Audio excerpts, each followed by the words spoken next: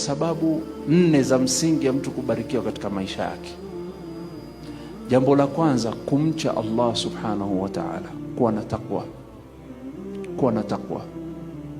Walau anna ahla alqura amanu wattaqaw lafatahna alayhim barakatin minas samai wal ard walakin kadhabu.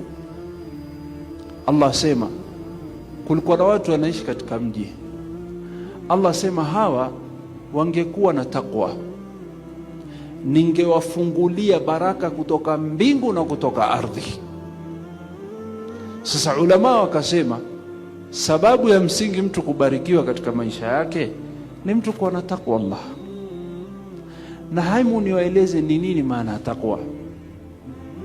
Taqwa ni mambo mawili, ukiyafanya wewe ni katika muttaqin. Ni yapi? Fi'lul ma'mur wa tarkul mahdhur, kufanya yale ambayo Allah amekuamrisha na kuepukana na yale ambayo Allah amekukataza.